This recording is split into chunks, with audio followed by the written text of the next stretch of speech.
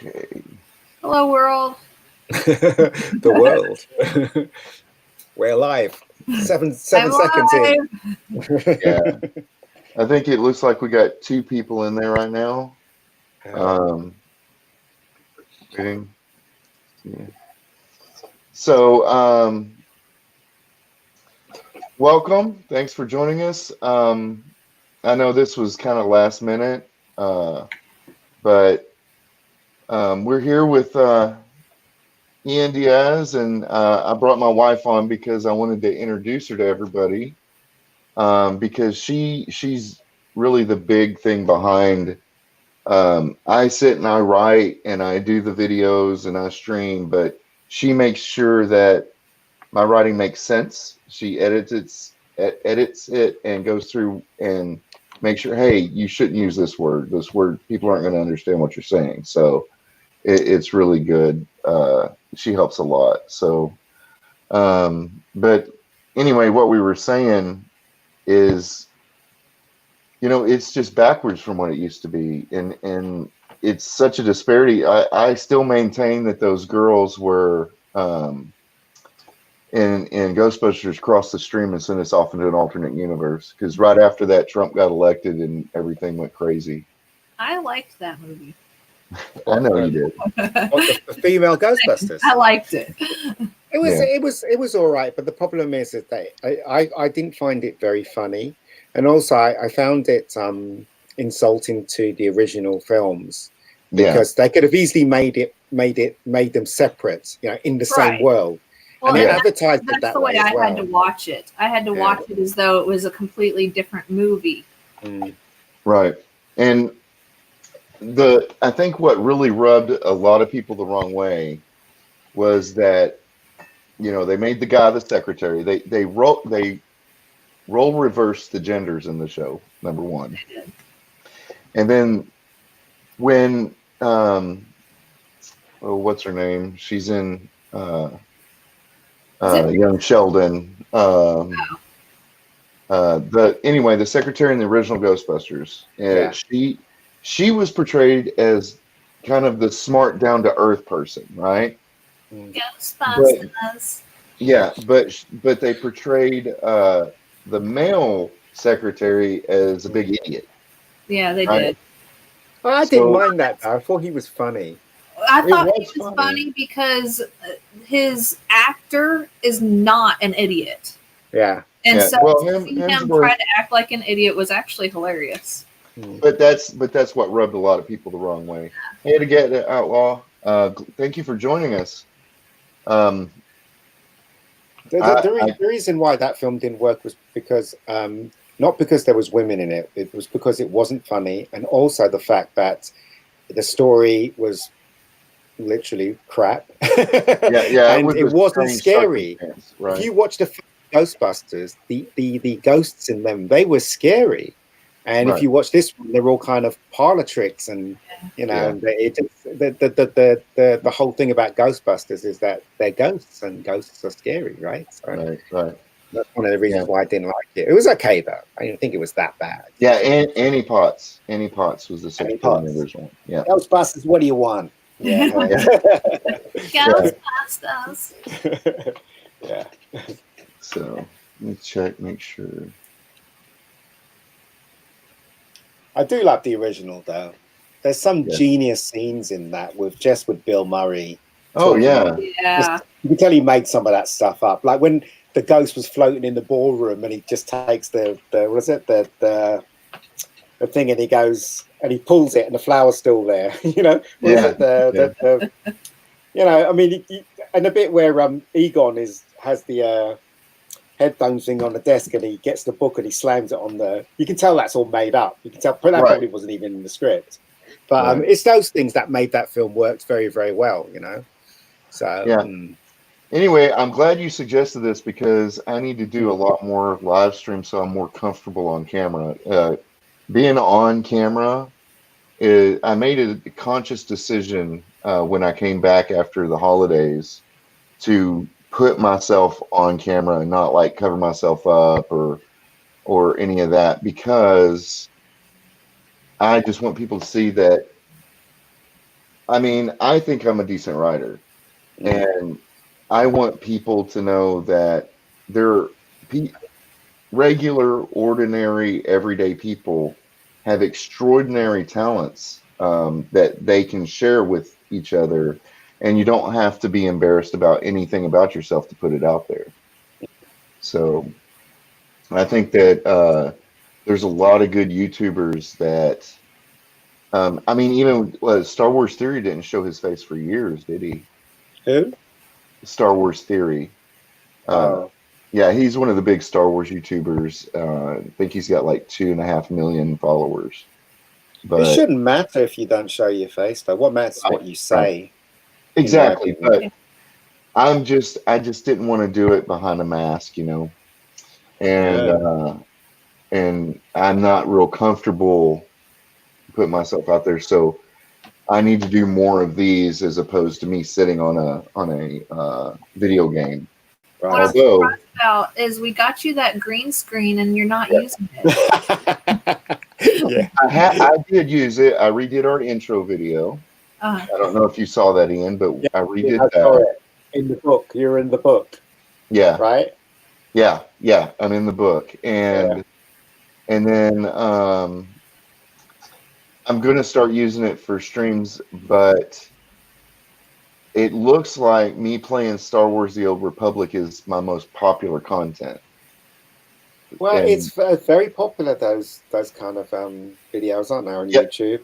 I'm getting a lot of outside views that that aren't subscribing and stuff, but it's because there are people wanting to know how to play that game, and I just unconsciously decided, well, I'm streaming this, I'm not going to skip through the cutscenes. I'm going to let people watch the cutscenes and see what's going on. Yeah. So I think that has a little bit to do with that part of it.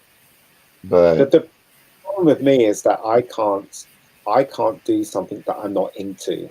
So Right. if like I directed this horror film a long time ago, right, a very long time ago, and I found it really hard to write the script because I wasn't into the subject matter. And these days, I think I should only do things that I'm really interested. Unless somebody wants to pay me a shitload of money, of course, I will fight. But you know, I just think everybody should do what they're passionate about. You know, everybody, you know, because let's face it, right? If you've got a 9-to-5 job, that takes up 80% of your life, maybe even more. You know, you've got to balance it out. You've got to do things that you're really passionate about and make that 50% of your life. Right. Otherwise, what are we here for if we're not doing anything that we're passionate about? You know, whether it be a mother, whether it be a writer, whether it be a filmmaker, painter, bricklayer. Do you know what I mean? If you're passionate about these things, that should be more of your life than than struggling. You know. Yeah, I mean, that's just fun. Yeah, they get. I get that. Yeah, you know, I used YouTube a lot before The Last Jedi came out for, like, if I needed to crack open a laptop I'd never cracked open before, I would go on there and see where the bezel pieces were and people who were taking chances with their equipment and opening it up and things like that. I used it for instructional videos. Yeah. And then I'm like, well, I know something's wrong with Star Wars, and that's how I found Jeremy and Nerd Rights and all that, and World Class Bullshitters, and those guys were like, if you got something, just start a channel, just go for it. So finally I did, and I talked to Candace about it, and she thought it was a good idea. Yeah. And so, you know, we're still technically newlyweds, right? I think so. 1 year anniversary. Almost. It's getting almost close to 2. Yeah. Congratulations. Yeah. Right. But yeah, as I said, if you're passionate about writing, if you're passionate about playing games, that's what you should be doing, because life is too short, and it's getting shorter. Good God. Oh yeah.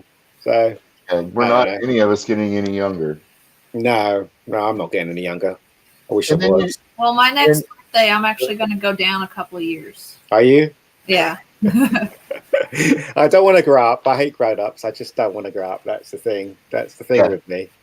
I don't really want to grow up. It's pointless. I always say to my nieces, but enjoy it now because it gets worse as you get older. So, You toy dress kid. And go back to what you were saying. I don't want to grow up. I'm a toy dress kid. There are not many of those left. No, there's not. Here in 10 years, nobody's even going to, the kids aren't even going to remember what a real toy store was. No, everything's Amazon. Yeah. Well, here's hoping, right? Here's hoping that stores will still be around and you can walk in and talk to the owner, and because that's what it's all about. This is one of the reasons why I'm trying to wane off social media, because it's doing. It's separating us from people. Right. And I know Facebook says it connects us with people. It doesn't really. I prefer physically being in the same room with a person now, more so than ever. When I'm and I get that. The thing I use Facebook for mostly is to connect with family. Like same here. My uncles live in Thailand, so that's a really good thing for it. But I'm posting things. I literally have a very close friend of the family. In fact, he's worked for my parents for years, and he's my youngest brother, or my younger brother's best friend. And we literally live not even a mile away from each other, and we talk mostly on Facebook. Yeah. I mean, okay, I have friends, okay, right, and sometimes I don't even see them for 4 months, but yet they feel that they've seen me because they've been communicating with me on Facebook. Right. And it's like, this is nonsense, There's no such thing as Facebook. We'll be meeting somewhere, This is, it's ridiculous, To go out and have a drink with someone and physically have a chat with them and have a laugh. That's what life's all about. It's not about hiding behind social media walls. It really isn't, And all those people that scream on Twitter and going about you're racist or they're left or they're right, whatever. Those people will never say that stuff to you in your face. Right. They will never say that stuff to you in your face. No, if you met those people in real life, and now there's exceptions, there's the super crazy ones. Yeah. But if you meet them in real life, they would never express those views out in public like that. Yeah. Right. Yeah. Especially, that's what gave rise to these weird people like Raylos, where they think it's okay to post super erotic pictures of these two characters and then claim it's a kid's movie. It's just a strange world we live in now. It is. It's very strange. I find it very strange personally, but there you go. So are we going to talk about the art of writing then? Because I want to learn some stuff absolutely. off you. Yeah, absolutely. So I am very much influenced by two, possibly a few more people. I loved Lord of the Rings. Most of the kids from my generation and before were influenced by that. I was influenced by Stephen King and by George Lucas. George Lucas, wow. Yeah.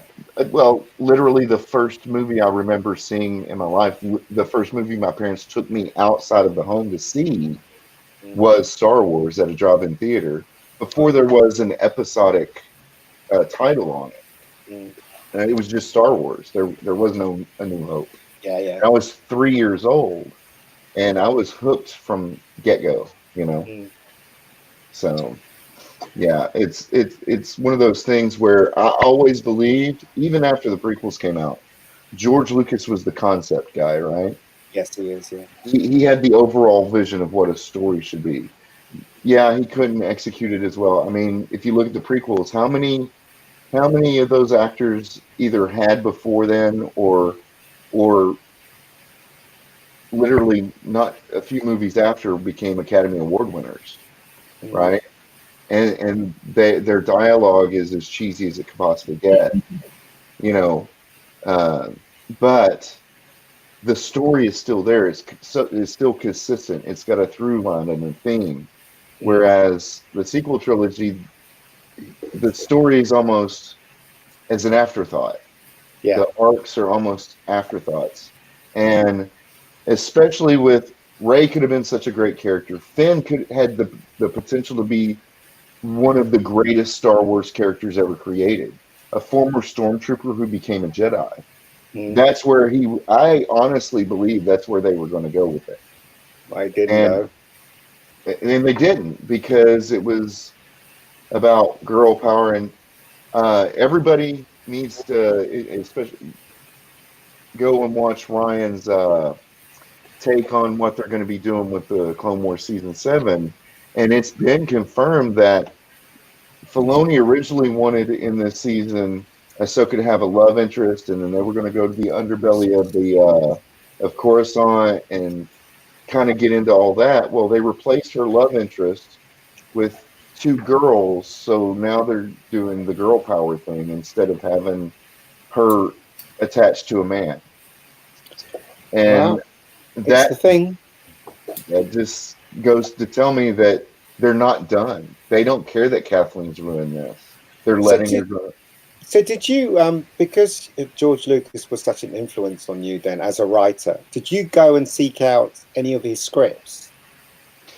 I didn't until later on, because I came up into writing from a creative writing standpoint. I never took, my major was language arts, and I did take some creative writing classes, but I never took any script writing classes. And the only plays I really could get into was Shakespeare. So that's kind of, writing encompasses a large, very diverse subset of things, and script writing is very different than novelizations or just straight short stories, right? Because you have that, you've got to think more about it. You're not leaving as much to the imagination, right? Yeah. So I talk about this in that series. When I write a character, when I describe a character, I got to think, okay, so whose point of view is it coming from? If I'm going to, through action and through dialogue, describe the point of view character, I have to be vague. I've got to, tallish, brown eyes, blonde hair, and let people fill in for themselves what that character looks like. If I'm describing a character that's outside of, because I'm following the POV of my main character, then I can be a little bit more detailed with the description of that character. Whereas in a script, you're casting people, you have to be specific about what you're looking for. Right. And the setting and things like that, you can't use, when I describe a scene, I try to get as many senses in there as possible to make up for the fact that there's no sight, that people can't see it with their eyes. Whereas you're focused more on what they can see with their eyes and filling in the blank spots with everything else. Well, it's you'd a be little surprised. bit of a different animal. Yeah, you'd be surprised. Some scripts that I've read are very descriptive, like a novel.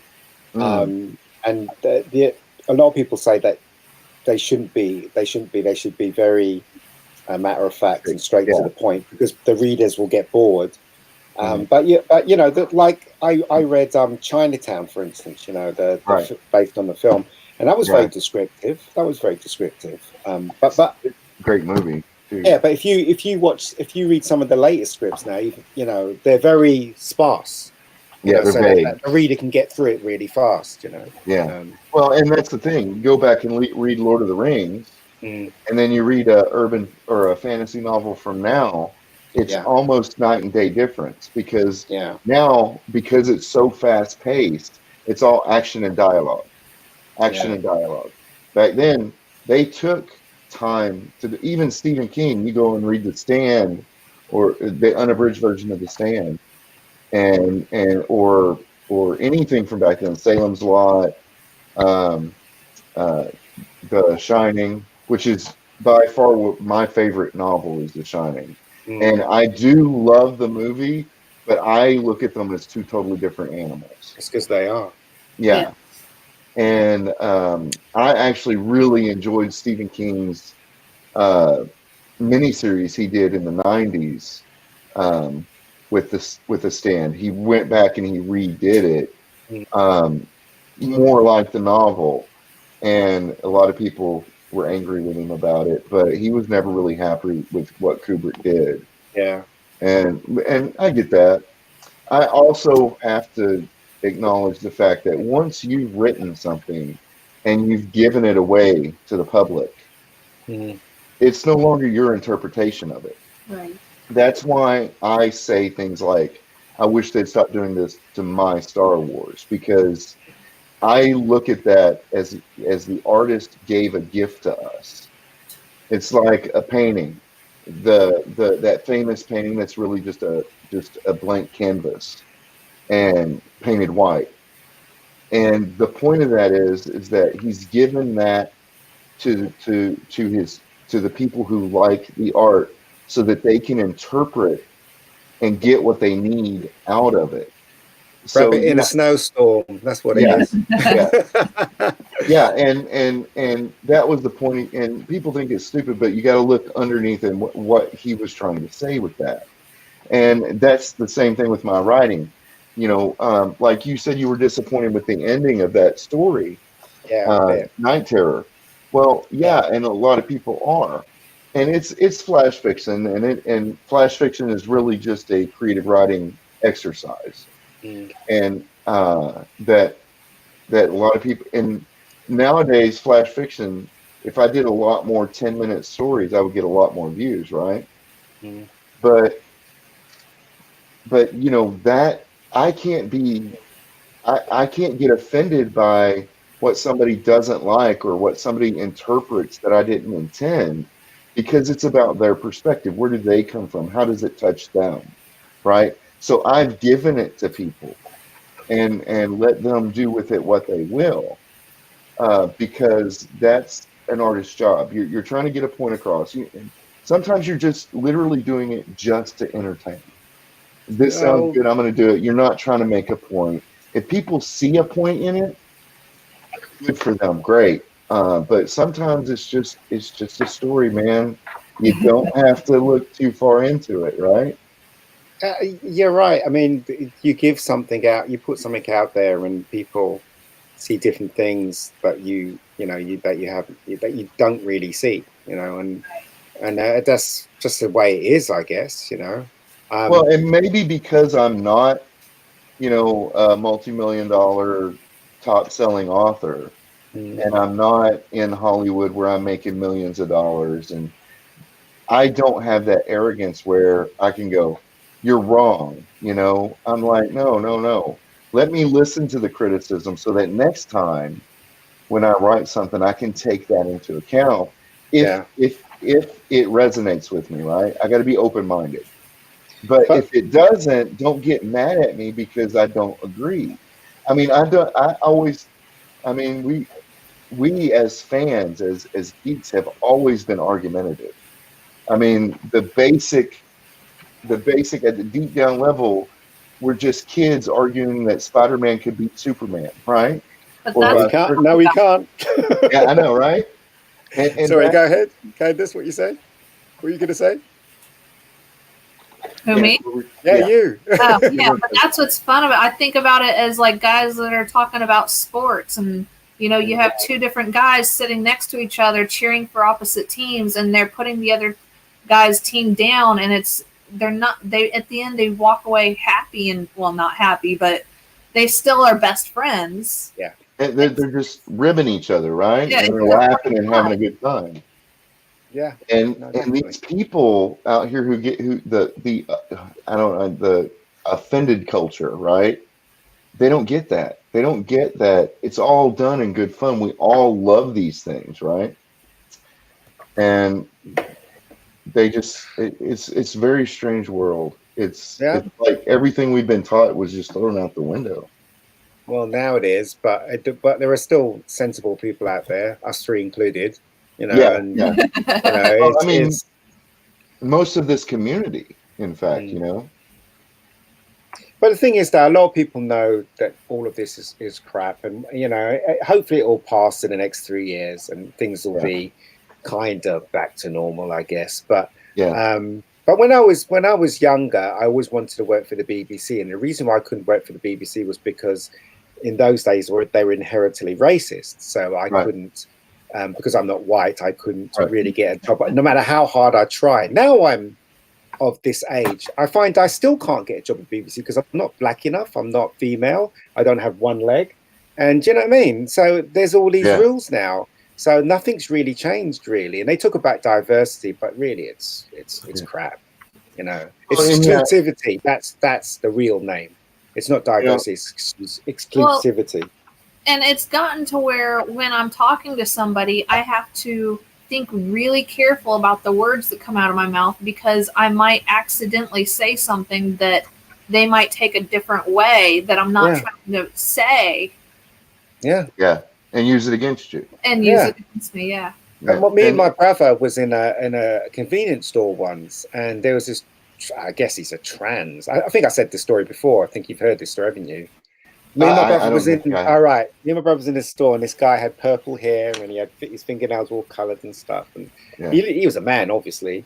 And then my Right. brother bumped into him accidentally, and he said, "Oh, sorry, sir." And he just went off on one. He's like, "You calling me a sir? I'm not a sir. Blah blah blah, whatever." He just went ballistic. And then my brother said, "What is wrong with you? You know what I mean? You are a man. I'm saying, sir, why are you upset about this?" And the guy just went in my brother's face. And if you know my brother Lee, he's big, he's black, he's bald. Oh yeah. Lee just pushed him, and he just fell on the I don't know, the counter or whatever, and everybody started clapping in the store. And we Right. walked out. I mean, this is how it's gotten now. It's gotten to Yeah. the point where you know, you can't offer a woman a seat on a bus because they get offended. You can't open a door for a woman now because they'll get Right. offended. If you say the wrong thing to a trans person, you're going to get in trouble. You know, there's so many stupid rules now. You know, it's just it was never black and white, but I mean, it was more black and white, if you know what I mean, before Right. than it is I'm now. offended by Yeah. that. Yeah. Well, yeah. And Okay. that's part of it. You know, people don't know how to let things go anymore. You know, I mean, if I was on the phone, because that's how I came up in the IT industry, was I started out as just plain old tech support like everybody else, right? Mm. And if somebody calls you ma'am, as a man, somebody called me ma'am on accident, I would Yeah. just correct them and move on, you know? Exactly. And now it's a big production, and you got to get rid of that person. That person doesn't deserve to exist because they made a mistake. It's just insane. Makes no sense. This world's crazy. Yeah, for sure. Absolutely crazy. Yeah. It really is. But you know, Yeah. whatever. Well, yeah, there's nothing we can do about it. Hopefully, all this stuff will get better. Not as It better will. as now. Yeah. Well, it's going to take longer than it should because all the rules are in their favor. All the Twitters and the Facebooks and the YouTubes and everything. Oh, we can't possibly offend anybody. We can't possibly say these words. Yeah. But No. you know what I don't understand, right? In the old days, before the internet, on the BBC, they used to have a show called Points of View. Right? So people used to watch shows and used to write in a letter to the BBC and say what they didn't like or what they liked about it. Yeah. So they used to literally have a show called Points of View. And, you know, there'd be a show like Doctor Who or Casualty or whatever. And 5 people out of that big bag of letters they get would complain. And the BBC would take it seriously. Yeah. I've never understood the logic of that. 5 people compared to Yeah. the millions that are watching it. You're going to take 5 people over the millions? Yeah. So this is the thing. And you know, I never understood that logic at all about the BBC, that they take it seriously. And now Yeah. we've got Twitter, and it's even worse. Yeah. So And it's like they're only listening to one subsect of That's right. society. that's right. Same thing with the BBC. Only listen to the 5 letters that complain. You know, Well, I and, mean, and makes no here in sense. America, that's why everybody knew Trump was going to win, except for the people who were telling everybody that there was no way he was going to win. Yeah.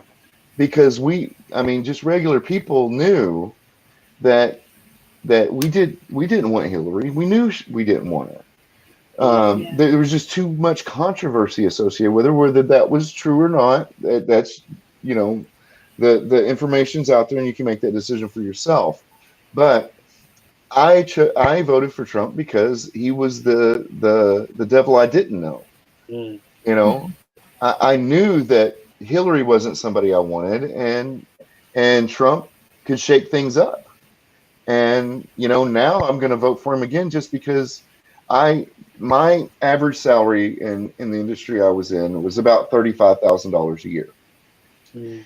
After Trump got elected, now the average is about $50,000 a year for that same job in just 4 years, whereas it had been stagnant for 20 years before that. Yeah. So for me, it's about what can I provide my family.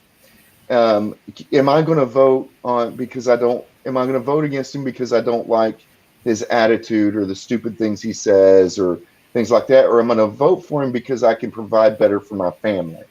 Well, And you have a that's reason to vote for him, right? yes, yeah, I don't vote because I don't see the point. yeah, I've really something to vote for. yeah, Everybody that's up there, it's pointless. And also the fact that the actual organization of politicians are corrupt. So why yeah, would I want to? Why would I want to include myself in the right, corrupted business? It's like I'm just putting a band-aid on the problem. That yeah. nobody's talking about solving the problem. Oh yeah, and Of they talk about solving politics. problems the wrong way. For Yeah, example, exactly.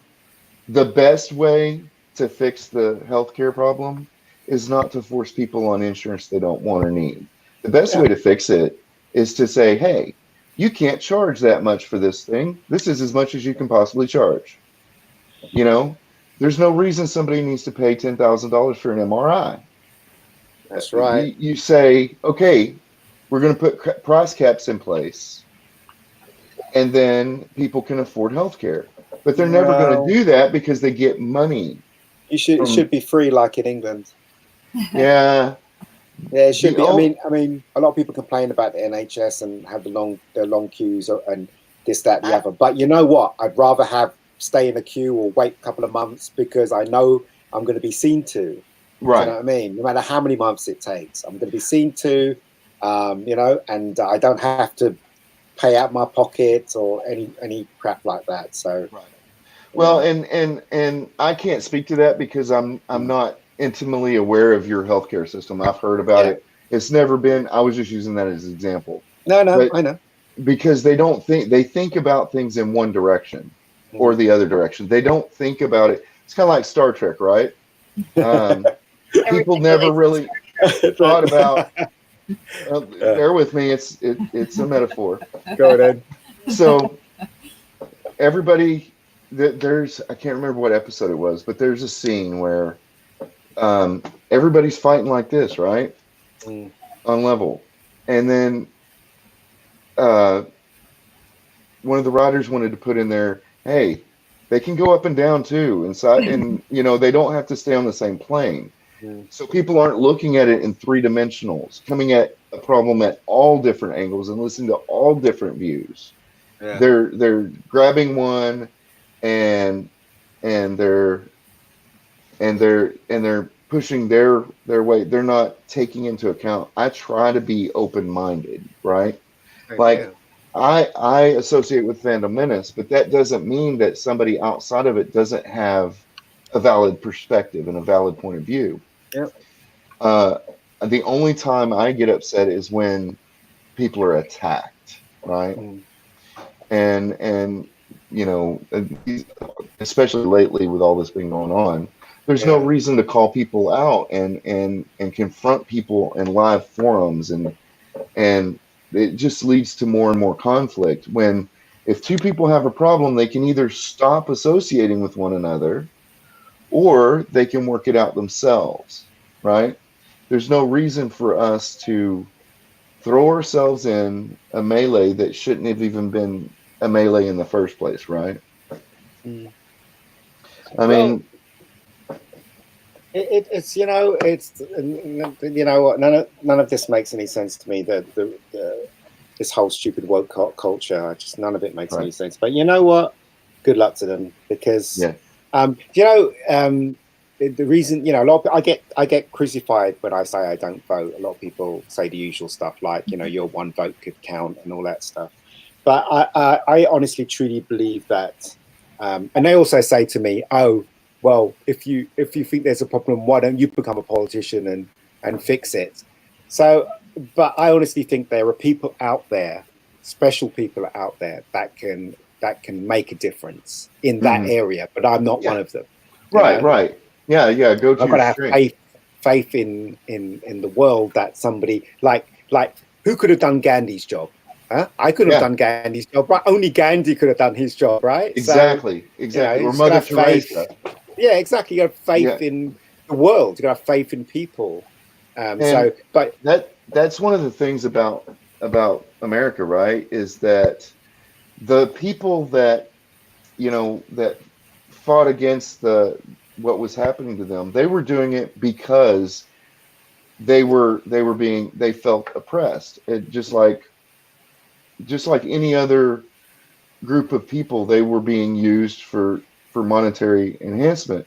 And the thing was that we had the right set of people at the right perfect time that were intelligent enough to say, okay, if we do this, we have to do it right, and that's why America's always been called an experiment, because nobody had done it that way before.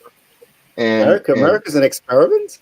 Yes, in the history books and everything, we're taught to think of it as the great American experiment, the representative democracy, because up until that time, it's something that was taken from the Greeks, right? And everything around the time that we had our revolution, we still had kings and queens that were fighting wars of personal insult and conquest, right? Mm. And all we were like the rednecks out in the backwoods that were just saying, "Hey, stay off our property," right? So we had the right set of people that were intelligent in the right ways and knew what they needed at the time. Yeah. And I just can't believe that's coincidence. I vote because I'm a patriotic person, and I know that if I were a Democrat or an old school Texas Democrat, and my vote wouldn't count, but at least I feel like I, did my part. And because I was in the military and I'm a patriot, I feel like I need to set that example for others, because, yeah, I mean, in a representative democracy, your vote only counts so much. It counts much more locally than it does federally. Yes. And that's why I like to vote, is because I have much more control. And to be honest, the federal government really doesn't affect me as much. The federal government level affects us very little. It's the local governments that affect us so much that we need to keep our eyes on. Yep, you're right. You're right. It's all about them, really. Yeah, I mean, I said I don't know about American politics. All I know is that I stay clear of politics. And what's crazy, other people sort it out. Yeah, what's crazy is that, I mean, we look back and we're so similar but yet so different. Our two countries, right? Yeah. Because it's always been confusing to me. All right, well, is it Britain or is it UK? And what is UK? And does UK include Canada and Australia or not? It's Same all thing. very, Same thing. Britain, England, UK means the same thing. Yeah. I think Canada's part of the Commonwealth, right? So I guess they're linked with us, I think. Yeah. Yeah, So, I mean, the Queen is on Canadian money, right? The Queen of England is on Canadian money. I don't know what she's on, to tell you the truth. And well, you got to give it to her. She's been around a long time. She's got the best doctors. She's got the best doctors. She's got the best of everything, right? That's right. So no wonder why she's still alive. I mean, God bless her and all that. Is it true that they are the largest landowner still? I have no idea. I do know she has a lot of money though, and I know that she brings a lot of tourists, and God, whatever. But you know what? There's a lot of British people that don't give a shit about the Queen at all. I don't really care about the Queen, but I don't wish her any ill health. Good luck. Right. No, do Right. your Well, waving it's and kind of stuff. like an annoying brother, right? Uh, whereas you can make fun and pick on them all you want, but somebody Yeah. else better not come in and do it, right? Yeah, you know, I mean, the Queen, you know, let's face it, I think she's okay, but and she brings in a lot of money for the country, and I mean, she doesn't really do much. Let's face it, she goes and visits and stuff, and it's Right. true, she doesn't really do much. Yet she has all that money, and Well, when you're you that know, age, how much are you going to do? what's that? I said, that? well, when you're that age, how much are you going to do? Oh well, yeah, exactly. But you know, it's just a But you guys now are linked with us because of Megan, right? yes, Yeah, yes. so the Americans have got a stake in the British. And I think they said they were moving to Canada. Canada, and Yeah, yeah. then after Trump loses the election, they'll move to LA. But you know, I mean, good on them, I guess, because they don't want to do the stuff. Thing is, though, it's dangerous though because they're royals, and you know, anyone could just roll up and steal their kids and stuff and blackmail them. You know, Yeah, so yeah. it's and then you know it's a thing. So I don't know. I think it's brave of them to go to the Queen and say they don't want to do it anymore. But on the other hand, it might be a bit stupid. And the fact is that when she married Harry, she knew what she was getting herself into. Yes, So exactly. to go back and say I don't want to do this anymore is a bit silly. But there you go. You know, it's silly, practical, because Right. practically they'll be in trouble if they don't have protection of bodyguards from the Queen stuff because she married a royal, you know, and it's not going to change. So, but anyway, good luck to them. Yeah, you can not claim the title all you want, but still, you're royal, and That's and right. that affects your parents, and that affects his parents. It affects Charles. It affects his brother. You know, so. But you know that it is what it is, and you know the Queen doesn't have really an official role in the government, No. and so that confuses us Americans. You know. Well, I thought that was the whole point. I don't know. I mean, when we elect a prime minister, they have to go and see the Queen. Right. So they go and see the Queen to I don't know, get a blessing, I think, or something like that. And then when they leave the room, they're not allowed to have their back towards us. And when they leave the room, they have to walk backwards out of the door. Yeah. I think all that thing is crazy. That's just stupid. Right? Well, that's all tradition. Yeah, tradition nonsense though. Why would you reinforce that? It's like it's like a priest not able to marry someone, right? That makes no sense. If somebody comes to you in a confessional box and says, "I'm having trouble with my marriage," well, what's a priest going to say if he doesn't experience marriage? So it makes just things like that don't make any sense to me. Yeah. Just what's a priest going to say? Well, you know, have some say 5 Hail Marys.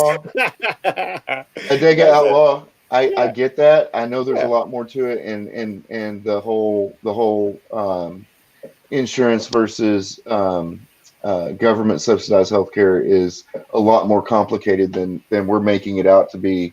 I'm just saying that I don't think everybody looks at it from all perspectives.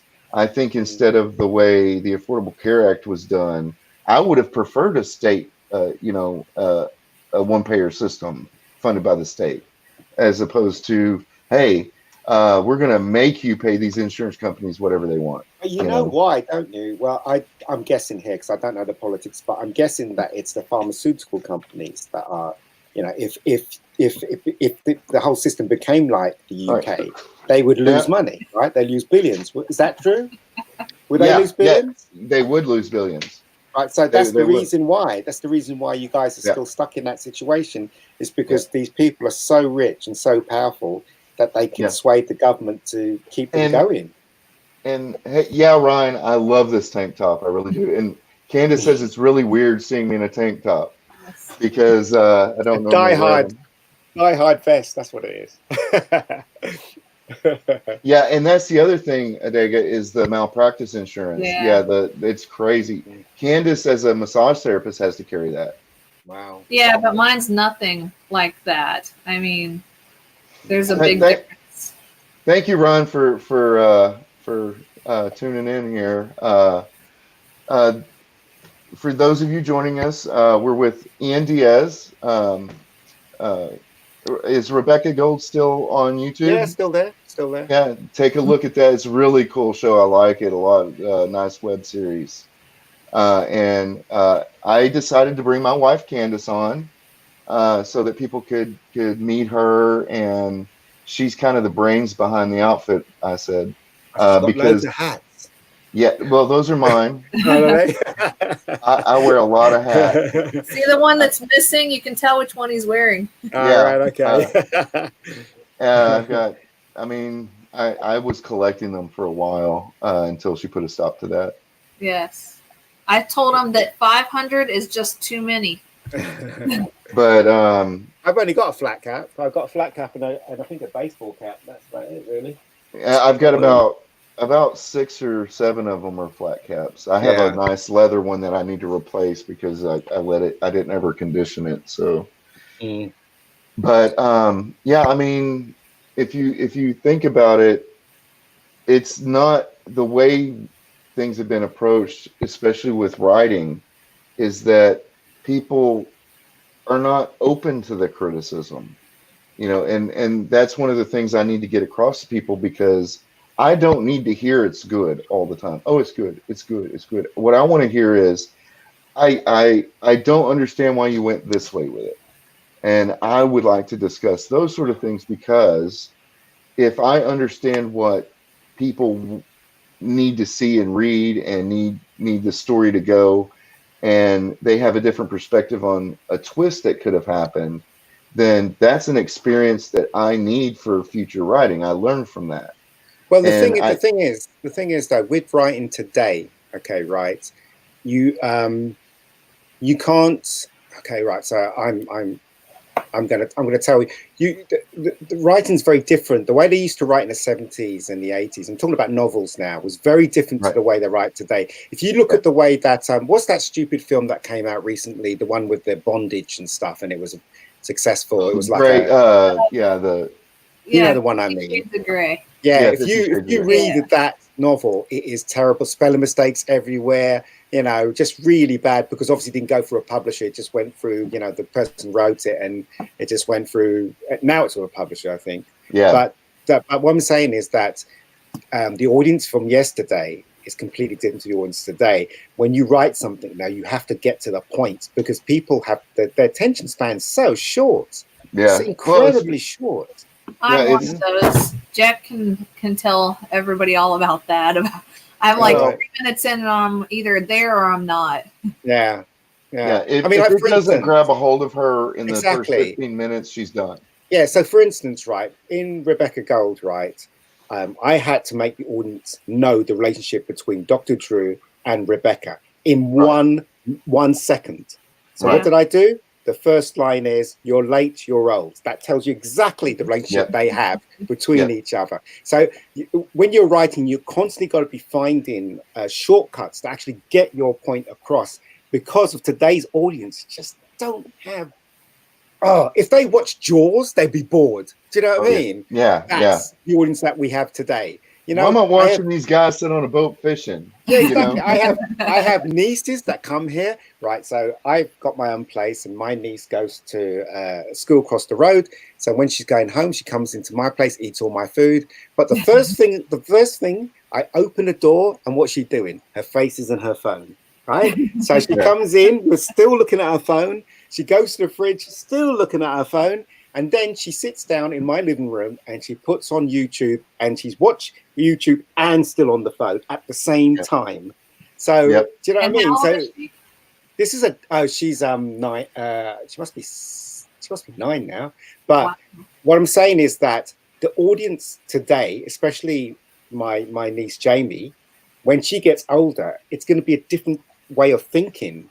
Yeah. So you just got to kind of adapt when you're writing now. You got to get to the point as fast as you can. And you have to evolve for that, because if you don't evolve, you're going to be left behind.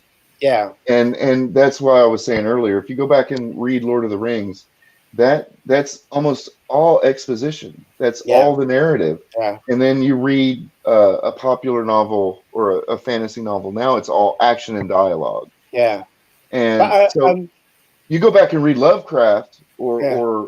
or Howard, who wrote Conan. Yeah. There's almost no dialogue, Yeah.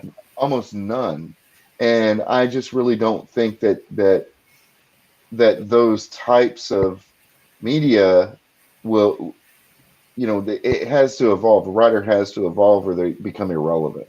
Yeah. I when I was started writing scripts, I used to read a lot of who's the guy that wrote Lethal Weapon? Can't remember. Oh, let me.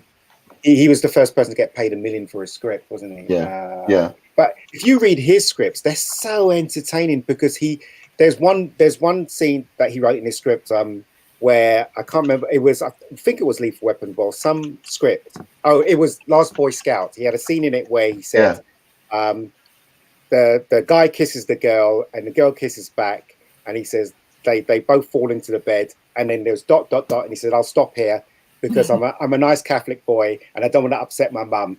Just take it from me. They made love. Let's carry on." Yeah. You know what I mean? And that's what he wrote in the script. And I thought that was genius because that really he doesn't have to go into detail on what they did. Right. But what he tells the audience that, look, they made love. Let's just move on, right? Whatever. We don't need to go into it. Yeah. And he does a lot of that stuff in his screenplay, which I find really entertaining, incredibly entertaining. And if you take it a step further, if you're going to write a novel, then especially for today's audience, you have to find a way to reach them fast before they get really bored. I mean, if you read some of Tarantino's stuff, he does a lot of that in his. He writes like a novel when he writes a screenplay, and his stuff is really entertaining to read as well. Yeah, he does a lot of that rubbish. And he's like us. He was a normal guy. He worked at a video never store. Like us, mate. Never like us. but he came from the same place we did, right? Yeah. He worked at a video store. He was a minimum wager. He had a passion for movies, which is why he worked at the video store. Yeah, and remember, he got the there's opportunity. Always a story behind the story, and I do not believe that about Tarantino. How the hell did he get to Sundance? How the hell did he get into that program? Right. That's money. That's contacts. Well, for instance, Kevin Smith, he made his first movie. Was he decided, if I'm ever going to do this, I got to take a chance, and went and got every credit card he could possibly get and maxed it out, and said, if I fail, my credit's messed up. I'm gonna hit. But he took that chance, and he was very successful. Yep. Well, he's one that I admire. Also, Robert Rodriguez is one that I admire. Yeah. But you can't, I mean, with the Tarantino thing, I don't know whether there's whatever thing they're spinning about it. I don't know whether that's true. We know that's true about Kevin Smith. We know that's true about Robert Rodriguez, but we don't know if it's true about Tarantino. Because remember, with Pulp Fiction, he wrote with Roger Avery. And he won that screenplay with Roger Avery. And Roger, they don't talk anymore. So there's a story behind that as well. So I don't know what it is, but they just don't and I think he's very, very, very quirky too, isn't he? Well, his stuff is a lot like Tarantino stuff. The films that Roger Avery has made, but it doesn't have the I don't know, it just doesn't have the X factor, I guess, that Tarantino has in his work. But there's no doubt about it. Tarantino's very, very talented, very talented. And as a writer, more so. That's what really irritates me the most about where we are with our media is that these people are not stupid. They're not stupid, and there's a lot of talented people that are behind these shows that are just they've screwed up so badly.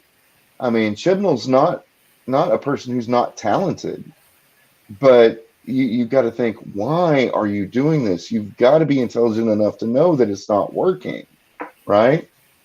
So I don't know if it's more studio interference because they're corporations and corporations can't connect with people. You know what I mean?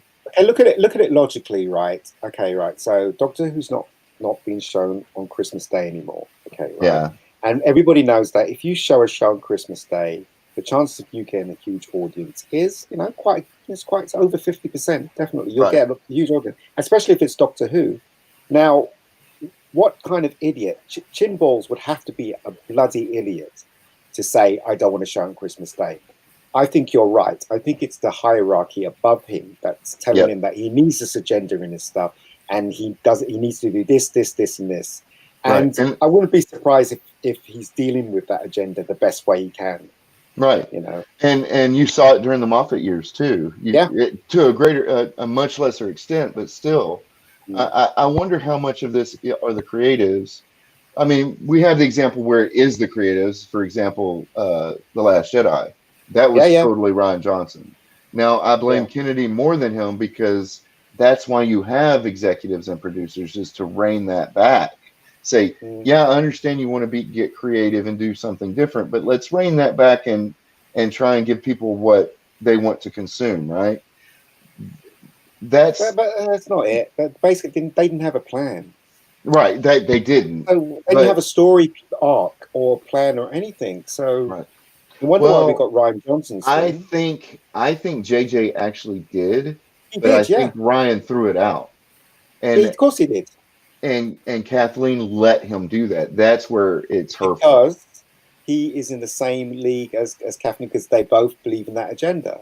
Right. So that's why Kathleen Kennedy, wanted him to direct the last one as well. So another great example of this is Captain Marvel, Brie Larson. Brie Larson is a very intelligent, beautiful young lady who I've seen her in other things, and she's good. But nobody reined her in. Nobody said, "Hey, you can't do it this way." And but as a director, right, as a person that's been directed, as I said, I directed a film where producer was an idiot, and everything that I wanted to do, he vetoed. So I'm assuming if you work for Marvel, the agenda and whatever they want has to be as so, and you just have to follow. You don't really direct those kind of films, put it that way. How are you supposed to direct Robert Downey Jr.? He does his thing. Yeah. You're going to go up to him and say, "Look, mate, your jokes are falling flat." You're not going to say that to him, are you? No. What are you going to say? No, you'll be looking for a job. Exactly. So I mean, the only thing a director does in those type of movies is tell the cameraman where to put the camera, and everything else. How are you going to direct someone like Robert De Niro? You're going to say, "Look, Robert, mate, you're doing that wrong." So what are you going to do? So would you look at it this way, where you let them, those kind of talents, because they're super talented, and they've been doing it so long, they know what they're doing. You, as a director, do you let them go with it, and then say, or do are you more careful about it? How would you go about that? Okay, so I'll give you an example of Spielberg, right? When Spielberg started out, right, if you even look at Close Encounters, straight through from Sugar Land Express to Close Encounters, he dealt with actors that weren't famous, that were just on the bridge of being famous. You know why? Because Steven Spielberg could direct them, right? They say they'll see Steven Spielberg and they would listen to him, and it will be a two-way street, and then they'll get the best out of them. But then Steven Spielberg started directing, Robin Williams in Hook, and I think that was the first time he used real stars. When you've got real stars, you don't really direct them. How can you direct someone like Julia Roberts? Yeah. I mean, she's going to do a thing. That's why the studio hires Julia Roberts, because they know what they're going to get. What are you going to do? Stand there and go, "Listen, Julia, you know what? You shouldn't be wearing those shoes." That line was said crap. Do it again. What are you going to do? With those kind of jobs, you just point in the camera, especially when you're doing TV. If you're directing Buffy the Vampire Slayer, what are you going to say to Michelle Gellar, who's been doing it for years? How are you going to be directing her? Especially since she's probably, by the time you get involved, she's probably directed 3 or 4 episodes herself. Exactly. And then all you have to tell us where she's standing, where she comes in. I know how this thing works. When you're directing Buffy, because I was on set once, when you're directing Buffy, she's not even there. They have a stand-in. They muck around with the stand-in. The stand-in goes away. They call the real star in. She comes in, with usually sipping some kind of drink or something like that. The first tells her that this is your stopping point, this is your stopping, this, whatever. He goes away, the roll camera, she does her thing, and she goes back in the trailer. That's it. Yeah. That's it.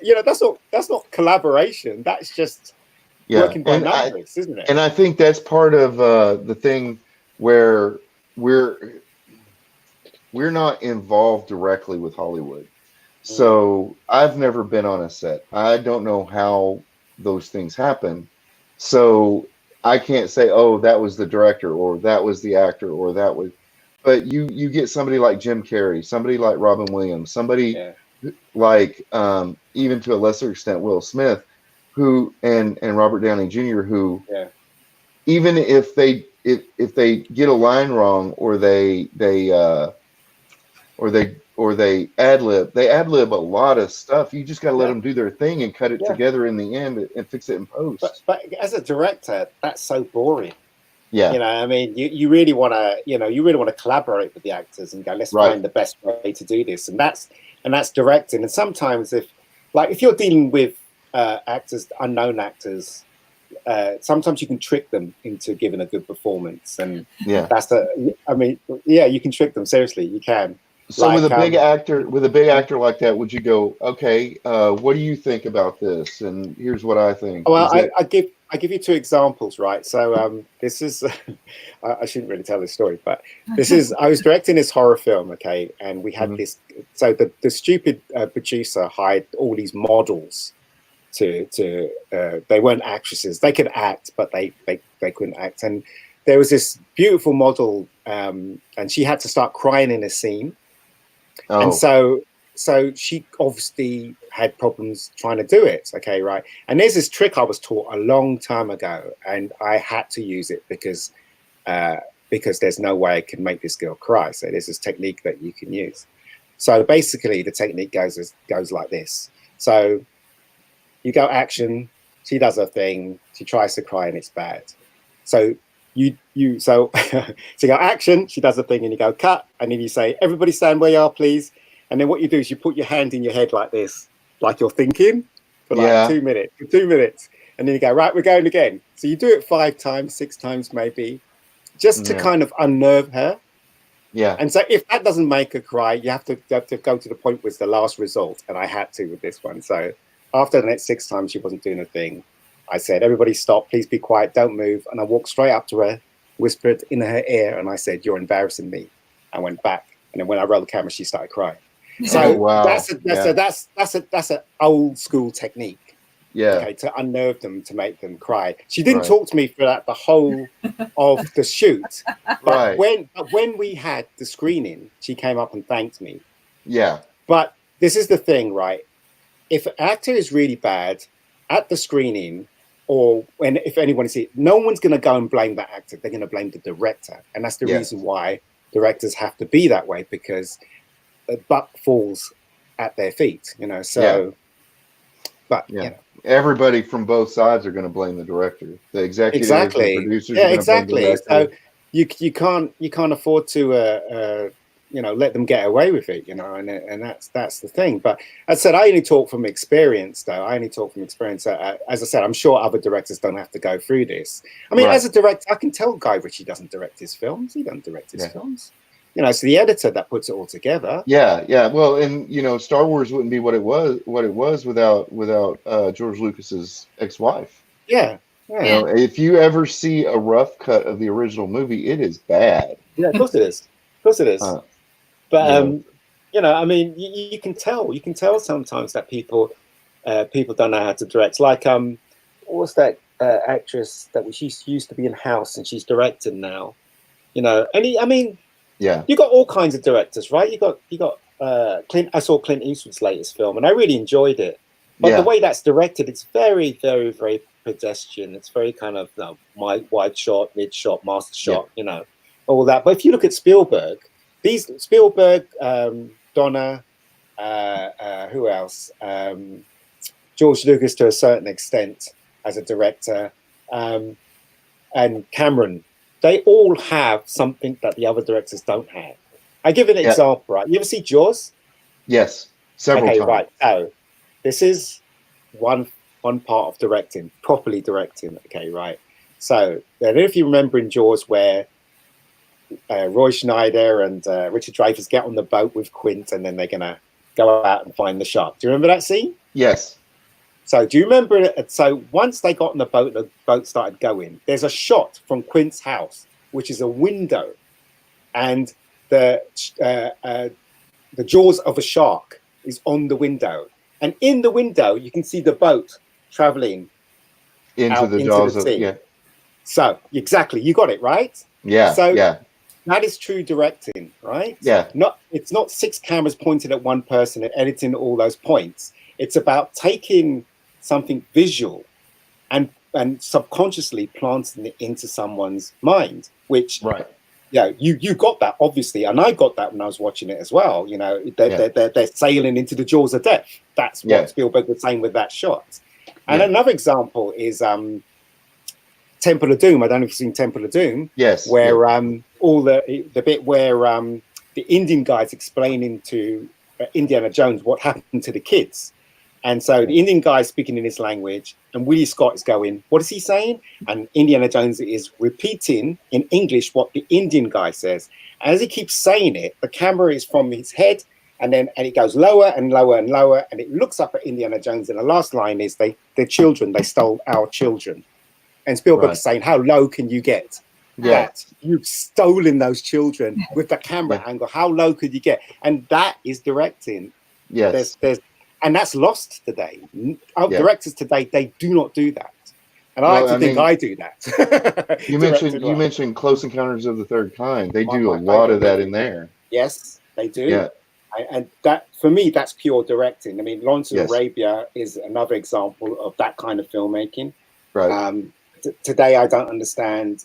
People are just pointing their cameras and filming. But then again, that's today's generation, I guess. I don't know, you know. But it's the same thing with writing as well, right? Writing is a half to it. So I wanted to I was going to go back to school a couple of years ago and get my second degree in information technology, because that's where I make, that's what puts a roof over our heads. Yeah. And they wanted me to take Business 101. I'd never taken it. I was like, okay, because this way I could just take 2 years of college to get my second degree. And they sent me the book, and it was a picture book. It was literally stick figures and arrows and pie charts. I'm like, all right, I need text. I'm almost 50 years old. I need to be able to read, to comprehend and understand, because that's how I was taught. And I think what we've done is we've dumbed things down. I don't think it's millennials' fault. No. I think it's our fault that we wanted to make it easier on people instead of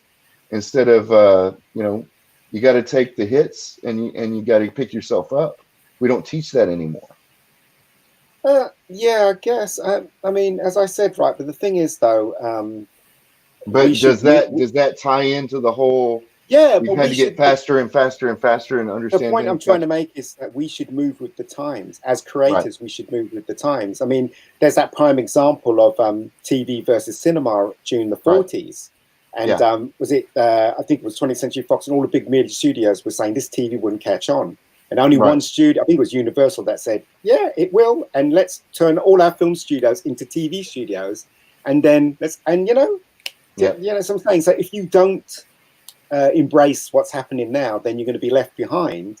So we, this is the reason why I don't know if you noticed that in my screenplay, I try to make everything very, very simple, because I know that if there's loads of dialogue, which there is, I guess, in the first page, people are gonna.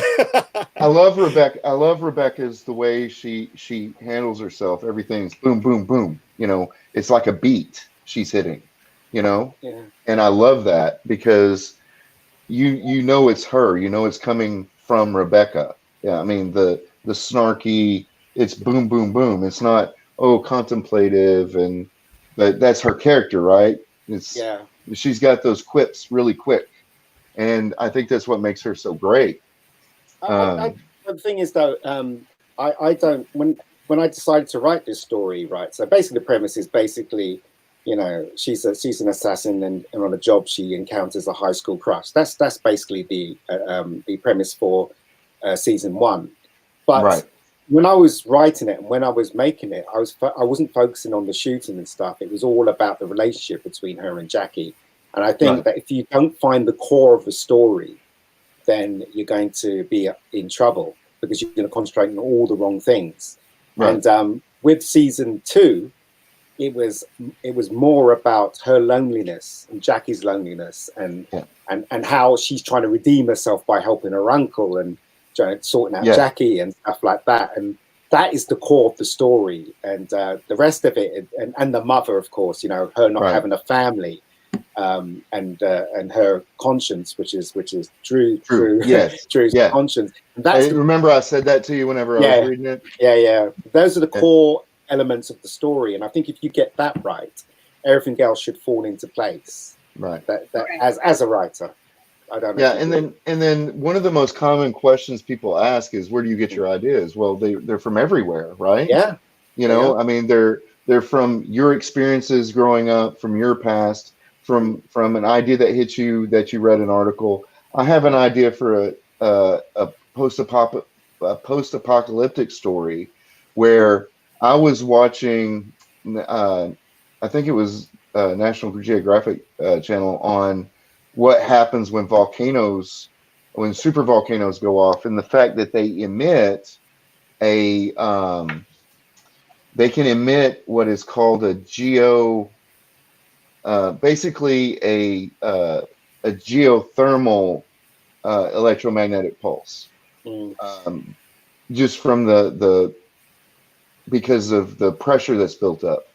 And then I was reading an article about in the late 1800s, early 1900s, we had what they called a Carrington event, which was, we had a massive solar flare that caused an EMP so strong that the at the time they had they were using the what do you call it, the Morse code, the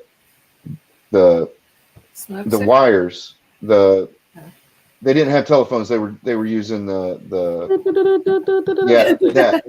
they were using that, and the wires, people would see sparks flying down the line back and forth. That's cool. If that happened, so my idea was, boom, there was a Carrington event which caused Yellowstone to go up, and that basically put the world in a nuclear winter for 50 years. And the story starts like 200 years later, after everything's back, you know, starting to get back to normal and people can grow food above ground and everything. But you know, everything's devolved. Like, you know, we call we from South and from Texas call people from like the New York area Yankees, right? Yeah. I know y'all, Yankee means something different for you guys. But well, it's everybody in America is a Yankee, right? Yeah. And then, you know, people in the South are rednecks, and you've got the Hispanics and Mexicans, and what I did was I said, okay, the society devolved into its base component, and the people up north, the further north you got, if you ran into communities of people, they were called Yankers, and they were very condensed urbanite people, right? They were communities, very, very tight knit communities, and that evolved from the way, and most people up north were urbanites. And then I called the people in the South redneckers, and they were like clans. They were clannish, like the old Scots, you know, that kind of thing. And then the Mexies were raiders and nomads. So that's how our societies devolved, right? And that's something that writers think about all the time. You know, a story's going to hit you out of left field, and it comes from all of your experience, not just one or two things. You don't just get an idea out of the blue, or somebody doesn't come. It's always better for your story to be organic. If somebody comes to you and says, here's an idea for a story, if you didn't get that yourself, you're going to have a much harder time writing it. But that's the writer's job, you know. I mean, when you're hired as a scriptwriter or even a novelist, and somebody wants you to ghost story write, you know, that's your job. I mean, you know, those people are probably better writers than me, because they're under pressure to do that, aren't they? You know, you know, to take somebody else's idea and make it your own is much more difficult than bringing it out from inside yourself.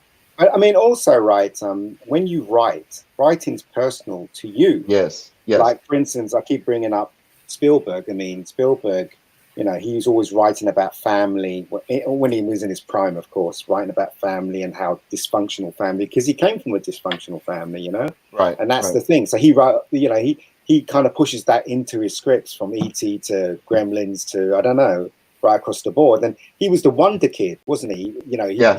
He'd write something of wonder, like UFOs or aliens or gremlins, or, well, he didn't write that one, but then, you know what I mean? You know what I mean? So everybody has their own thing. They have their own thing. And that's why the stuff that they do is good, because they're passionate about their own thing. Right. And it doesn't matter what the story is, as long as they're. You can see passion. When I read Jaws once by Peter Benchley, right, and it was a tough slog for me, right, because I don't really read novels. It's like I'm reading the 20th page and I'm thinking about what I'm going to have to lunch. You know what I mean? My mind goes elsewhere. But it was a tough slog for me, and I read it. And you could feel the passion from that writer especially the first bit when the girl gets her leg bitten off in the beginning, where she goes down and finds she tries to find her leg, but she touches the bone, the white of the bone, and all it is just bone, and that's really scary. I remember reading that as a kid, going, "What?" And it was really scary, and you can just feel the passion from Peter Benchley from his writing, totally. And I think that is what pushes good writers, pushes good filmmakers, pushes. I read that's the most important thing. When I was probably about 14, I ran across a fantasy series, because I was really big into fantasy. I know I write a lot of thriller and horror, but my passion was always fantasy and science fantasy when I was growing up. But it was I found a series of books. It was called The Chronicles of Thomas Covenant, and I was about 14. And it's about a guy who's a former writer. He was a leper. He lost his family. He's very angry at the world because he got this disease, this leprosy disease. Well, he gets hit by a car and he gets transported to another world. And a young girl finds him. And in this other world, he doesn't have leprosy. And he keeps trying to convince her that, no, this is a dream. This isn't real. I'm a leper. I have this disease and I don't have it right now. And there's a scene where he is angry, and in order to prove that it's not real, he sexually assaults her. And I put that it went really dark. And I remember I'm like just getting close to high school, so I'm not mature enough to handle that kind of story, right? So I put it away. It took me 25 years to go back and read that novel, and number one, that scene wasn't nearly as bad as I thought it was. And number two, there was so much more that depended on that that I didn't know about that happens later, because there's like 3 series of chronicles. There's like, I don't know, like 8, 9 books dedicated to that. And that is a linchpin that holds the entire series together, because a child is born of it. It drives the girl crazy. She goes insane, blah, blah, blah, because it turns out that he was prophesied to come there and save their world. So he was like the Jesus character. And he ended up assaulting this girl. So it made her insane. Candace, can I ask you something? What's that? Right. Do you read novels? Yes, I do. Okay. So what was the last novel that you read that you really thought was really good?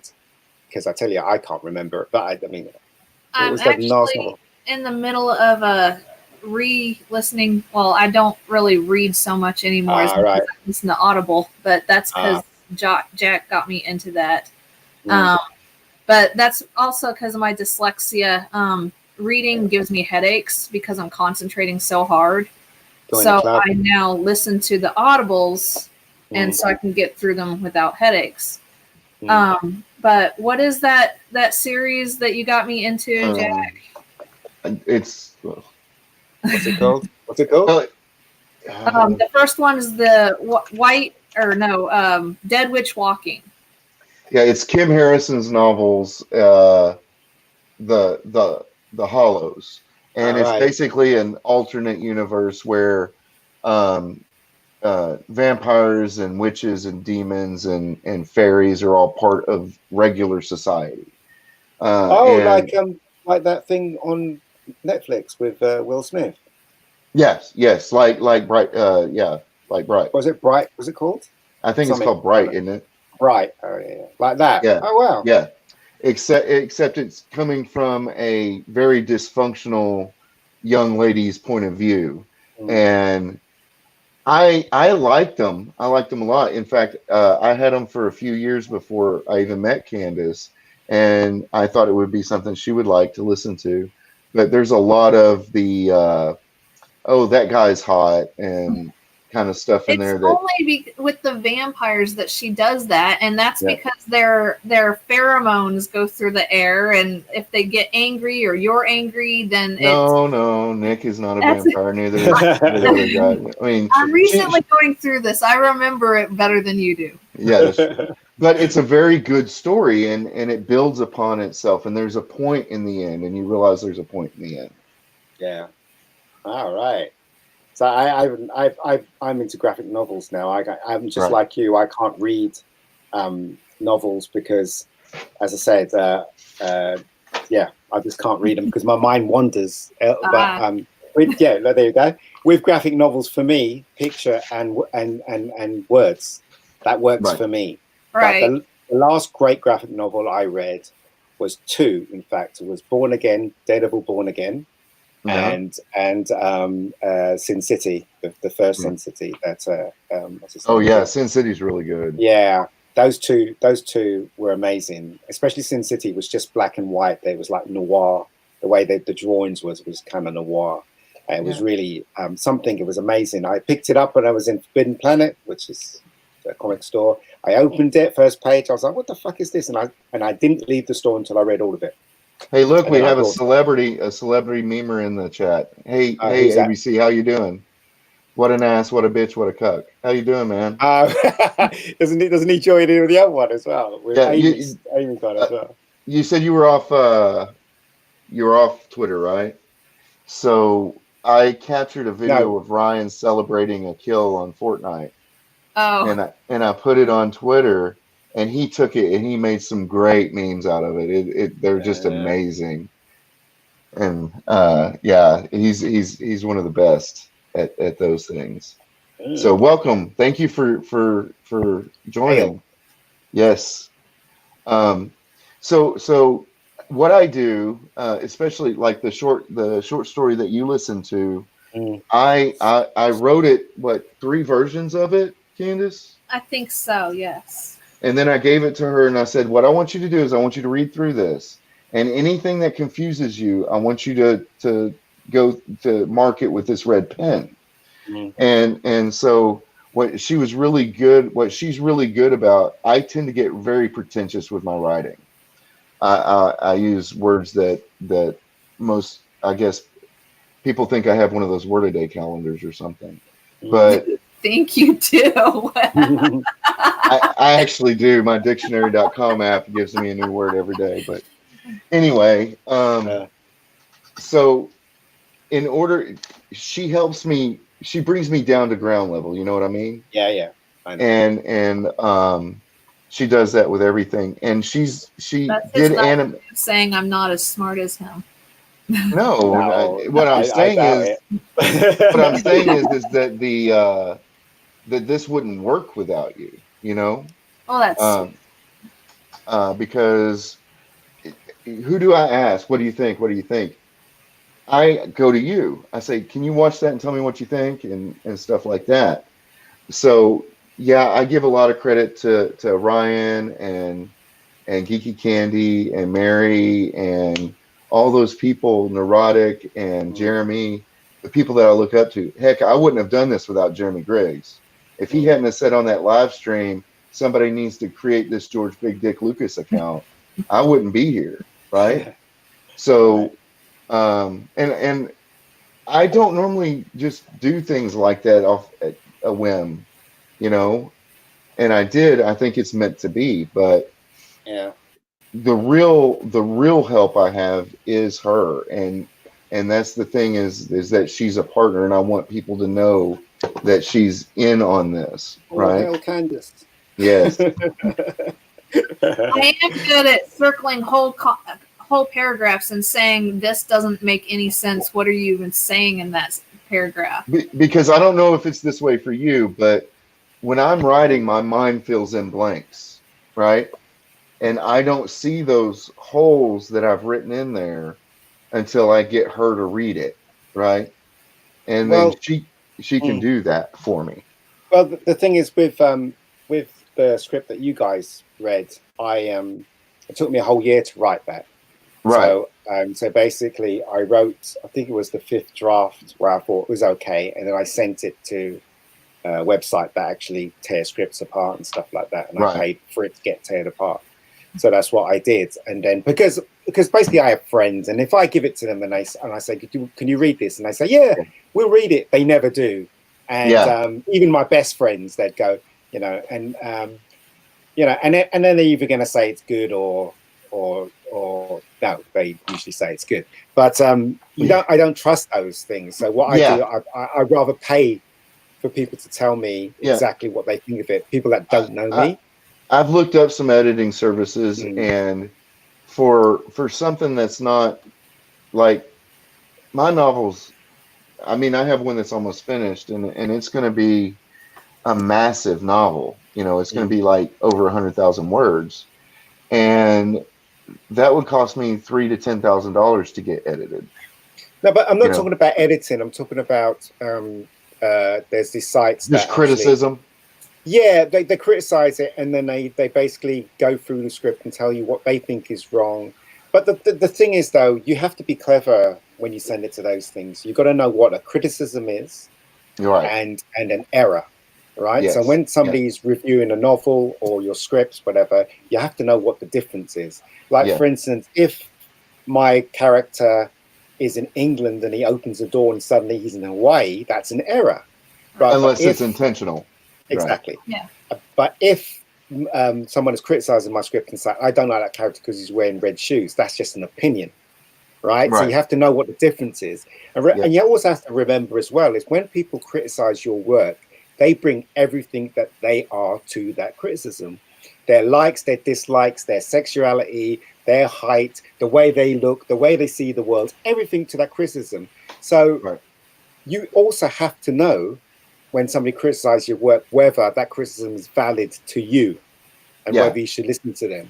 And I think that's why I'm a little bit better at taking criticism on my writing, is because as a writer, because of the way I write, I create the characters, right? I create the characters first. I say, this is, for example, character A is a type A personality. Character B is a B type personality. And then I go, here's the situation. And when I'm writing them, I'm like, okay. And it takes a lot of it's psychology, really, to know what their personal perspective and motivation is going to send them to. And sometimes they follow the script, they follow the plot. And sometimes you end up down a rabbit hole that can be even greater than anything you created or thought you could create. And so that's very different writers, because I don't operate that way at all. I just what I normally do is I like, for instance, with I keep referring to my script. With that one, there was a scene in that one that I thought, I'd really like to do that. And then I wrote that scene first, which was in the middle of the script. Then what I did is I worked backwards and from that central bit. But then again, I had advantage over you because I know the actors that are going to be playing these parts. So I wrote it for them. It wasn't like I was creating a character off, from scratch. You know what I mean? So I knew.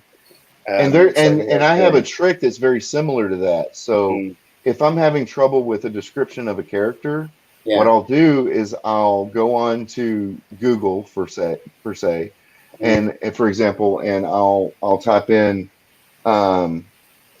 tall, dark hair, blah blah blah, and I'll click on images and I'll take a look at the images. I don't look at names or anything, but if I have an image, it's a cheat. Yeah, it is a cheat, but if I can get the description of my character in my own head, then that makes it easier for the reader to get that description. Yeah. And eventually, in some cases, I don't have to do that, but sometimes if I'm having trouble with a specific character, I will. And it's just a trick. I believe comic book artists do the same thing where they take magazines or pictures of things like vases or just common everyday things, and they have something they can look at to recreate that. You know that you see me do that when I'm drawing, that I have to have something in front of me, but that is also that also has to do with the brain. Your brain has there's so much going on in your brain that you just need something to focus on. Right. But when I create a character from scratch, I usually think of someone who would play it. Like if I'm writing a villain, I'd go, he's like Gene Hackman. So I write it for Gene Hackman. Do you know what I mean? Yeah. So that takes care of that. You know, that's Gene Hackman I'm writing for. So I just write Gene Hackman. So that's how I deal with it. It's a very fast way of dealing with something. And then as the story develops, it doesn't become Gene Hackman, it becomes something else. Right. The way I see writing is it's very organic and it's always evolving. So when you're writing, you start off with a point, and then when you write, what you end up with is not what you set out to do. And sometimes, and 9 times out of 10, it's better than what you set out to do, you know? So Stephen King tells a story about The Stand. Have you ever seen The Stand, the miniseries? No. Well, basically, it's post-apocalyptic. A super flu comes out, wipes almost everybody off the face of the planet, and then the people that are left, the people that are left either go with the light side or they get drawn to this demon to the dark side. The demon ends up in Vegas, and the White Witch and her people, the Christians basically, end up in Boulder, Colorado. And you have these two factions, and he got to a point where he had wiped all the bad stuff out, right? All the technology, everything was gone, right? And because he writes like I do, where it's character driven, these characters wanted to bring it back. So the first thing they did when they got to Boulder was start turning the power back on, right? And he went for, I think he said a year or more, where he was just stuck. He couldn't do anything because the characters refused to move on from that. So there's a scene where he uses one of the more unlikable characters to go and put a bomb in somewhere and kills off some of the main characters. That gets them moving again. Yeah. But it's one of those things. It's a trap. You know, you can create it character heavy and character driven, but if you don't have some sort of at least guideline to where you're going, you're going to end up a half-finished novel that's never going to go anywhere, because you're going to get stuck because the characters are going to refuse to do anything. But that's why Days Ex Machina was invented, was to get writers out of that kind of. I don't know if I agree with that, because basically you're God when you write. Right. So you can so if you write something and you get stuck, you can always go back in time and change something so that you can move forward to that point that you've stopped at. And I've done that millions of times. But from my point of view, doing that, I've done that, and it doesn't feel as organic, right? But that's the thing. I think a little forced. Yeah, but I think you've got to have faith in whatever you do, right? So I understand. I think it's just that you have to let it develop, right? You have to feed it.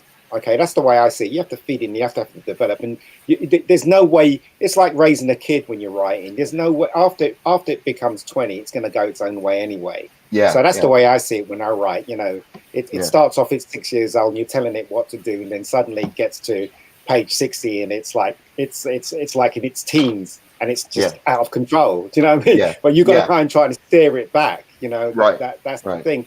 And I understand you want to go with characters and stuff like that and whatever, but I think for me, naturally, the characters develop. along Right. the way. And nothing I've written isn't character driven. Everything I've written is always character driven. Always. I directed a film called Bad Day, right? And I wrote it, and it was meant to be a homage to the cop movies.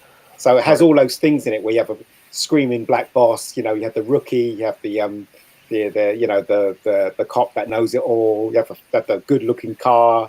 And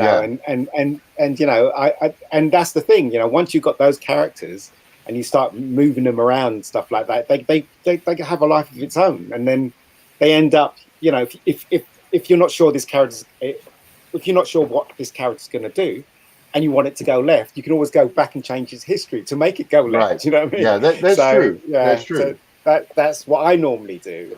Yeah, and the reason I brought up the Stephen King thing. Yeah.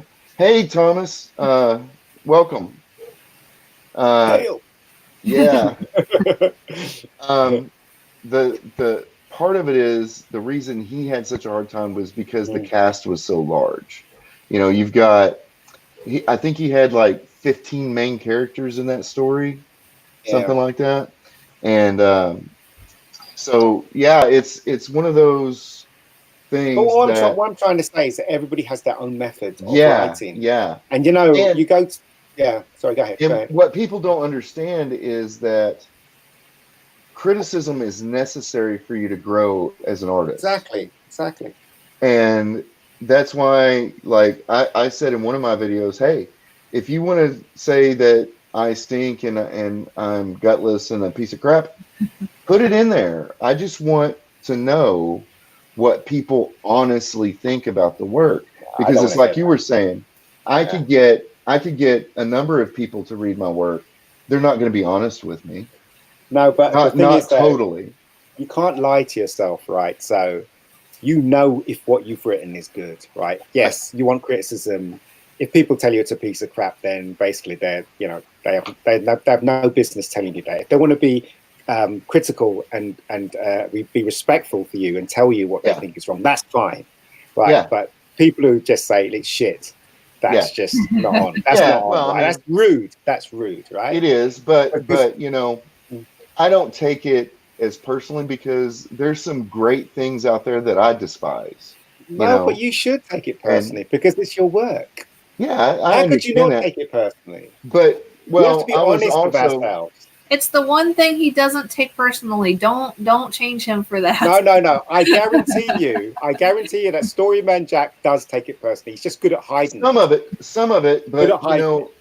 but if somebody tells me I don't this character doesn't seem right because he did this and this, That's okay. that's something I'll listen to. Yeah, exactly. But and that's the problem with media today, is that when we say that to Ryan Johnson, hey, if he would have said, oh yeah, you have a good point, this is what I was trying to do, maybe I should have done. If he would have said that instead of, oh, y'all just hate women, then we would have been a lot more forgiving of that movie. But maybe You know what I mean? Maybe he thinks he's absolutely right. And there's no way that Ryan Johnson doesn't feel hurt about the criticism that he's got. Oh, yeah, You can bet yeah. your bottom dollar that guy is hurt, right? That's the reason Yeah. why he's come out fighting, right? To defend And I his liked job. Looper. I really did. And I thought, I just don't think, I think he was miscast to direct it. I think they should have got somebody else.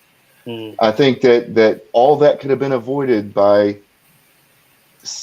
putting the proper director in front of those characters, right? Well, as I said, right, it was doomed from the start. You're right. I mean, that Kathleen agenda Kennedy. underlie everything. Yeah, Yeah, Kathleen, that agenda spoiled the whole of the Star Wars. And saga, I will the new say one, the this. Disney one. I will say this. I had to take my son's, my son is one of those Star Wars fans where he was like, I know it's going to be bad, but it's Star Wars, so I'm going to go see it. So I took him to see Rise of Skywalker. And other than, that kiss in the end that they put in there just to appease people and take it out, that was really the only the only agenda-driven part of that movie. But the damage was already done, right? Yeah. They couldn't fix it. I know JJ honestly intended to try and please as many people as he could, but by doing that, he made it worse. No, look. JJ had a plan, right? He spoke to George Lucas because JJ respects George Lucas. So he went to George Lucas. They had a plan. They had a story, but it got vetoed by the people above. Now it's lucky that Bob Iger stopped Kathleen Kennedy in her tracks, because if Kathleen Kennedy was in charge of the last film, it would have been even worse. And what we got is basically a bastardized version of something that could have been quite good. Yeah. And that's what we got. Yeah. So, and, you know, and, you know, I just wish they would go and just say, all right, we're gonna go 200 years in the future and just start it over. You know, well, they don't have any choice now. I think that's what they're going to do. Yeah. There's no choice. Well, they're going back to the EU stuff. They're going to go back in time. I really wish they wouldn't. I wish they'd leave all that stuff alone. They shouldn't. They should basically do what the computer games are doing and creating a whole new characters. Have things. You can have things set in the past, but with don't use anything that's come before. Don't use Revan. Don't use the characters from the games. Don't use characters from the novels. Go back and do your own thing. But I mean, they threw out the EU for a reason, right? They wanted to make their own canon, but they keep pulling this stuff from the previous canon. You know, like, I mean, everybody rolls their eyes when they remember that she said that there was no source material.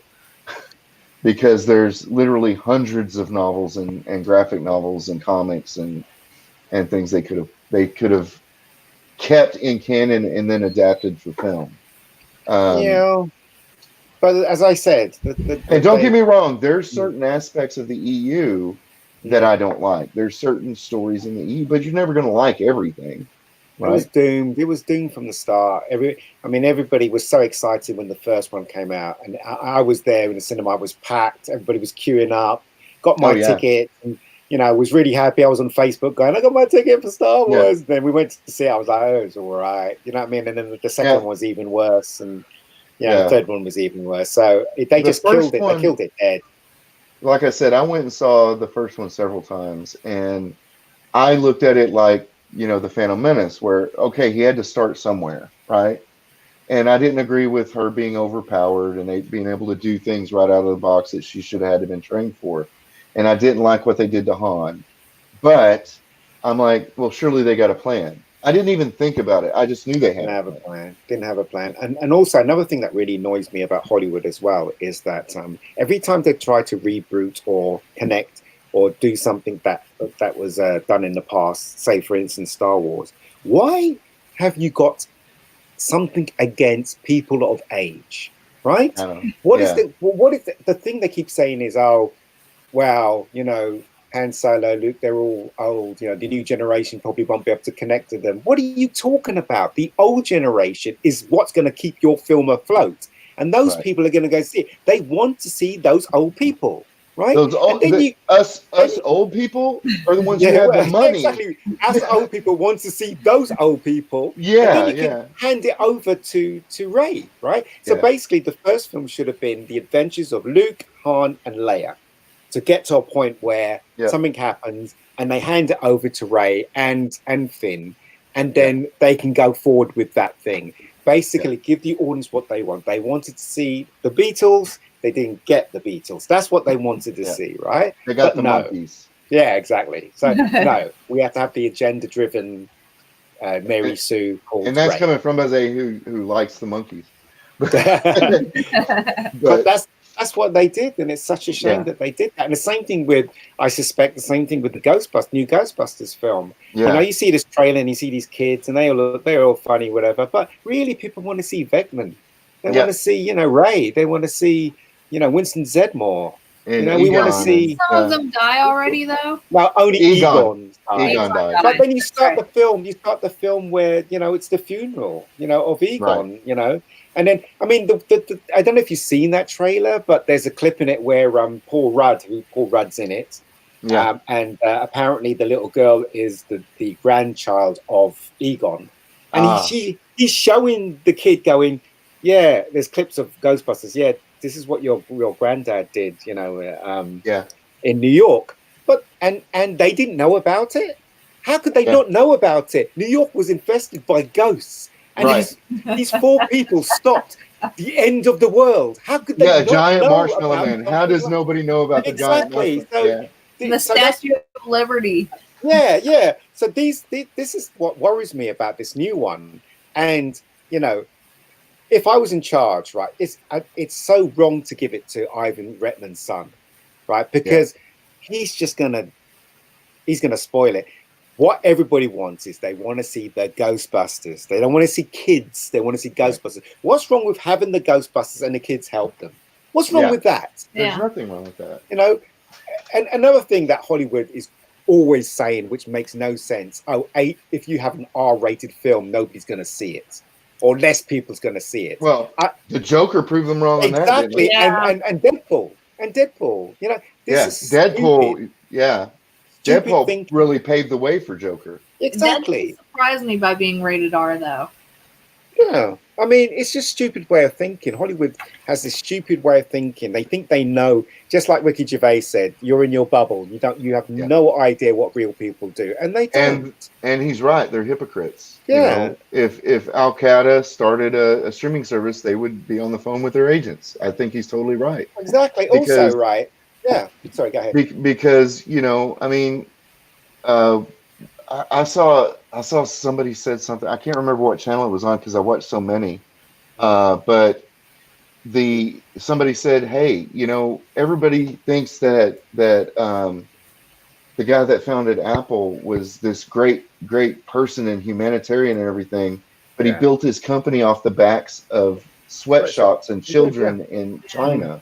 Yeah. And it's hypocrisy. It's complete hypocrisy. It certainly And is.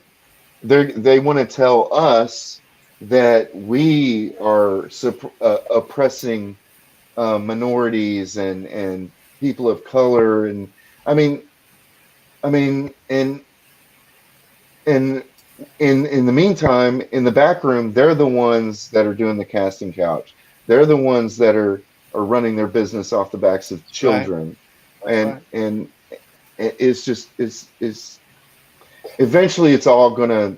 I hope the pendulum is swinging the other way. I Well, really pray it is. here's hoping, but it's all. I don't think it's going to be next year. I think it's going to take a few years. I mean, every decade doesn't really begin until a couple of years into the decade. The 80s weren't the 80s in 1980, Yeah.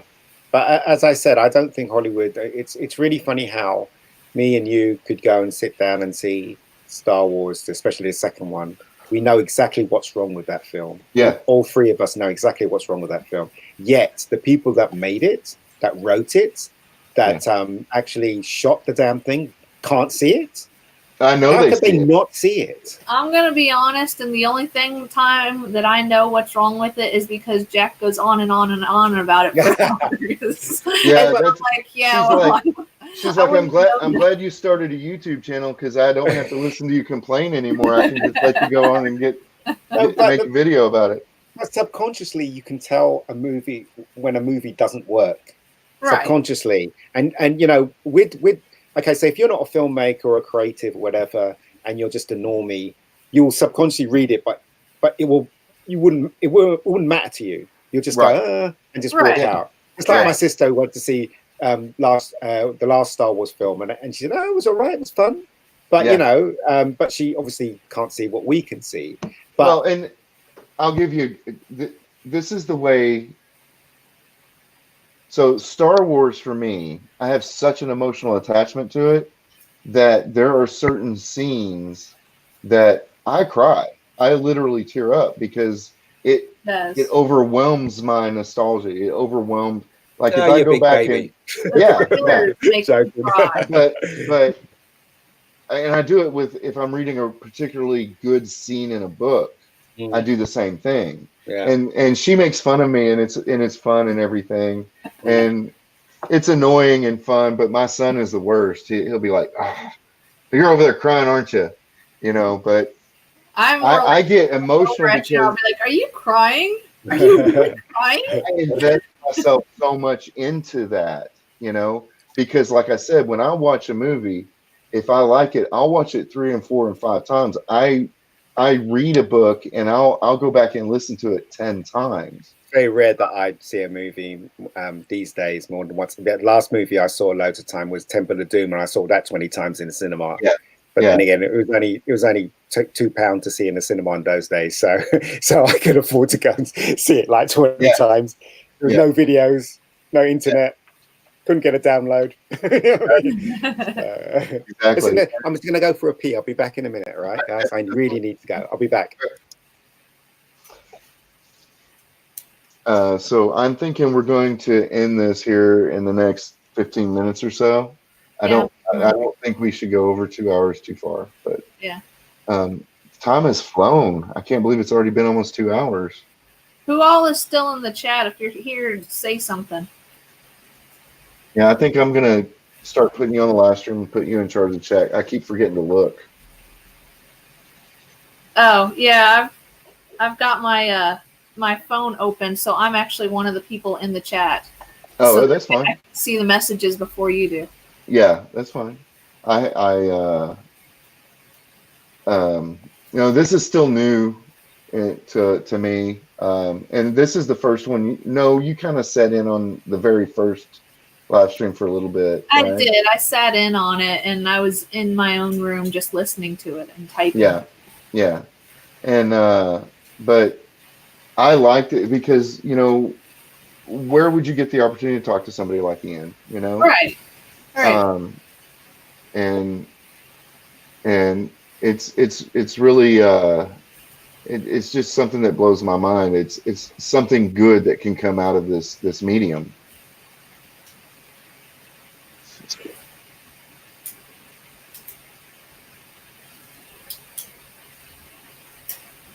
Now that you two aren't talking, then Yeah. it's really quiet real quick. Yeah, I know, right? So Now it's just me and somebody else that's in the live chat. yeah, so if well, and we got to remember that people are going to be watching this after the fact. That's true. Right. Yeah. So if you guys are listening, whether you're listening now or you catch this later,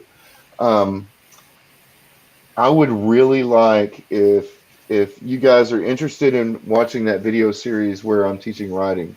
I'm creating this story organically while we're going through the series, and I really would like some comments of like what you guys would like to see this story evolve into, because this is kind of a communal thing that I'm trying to do, right?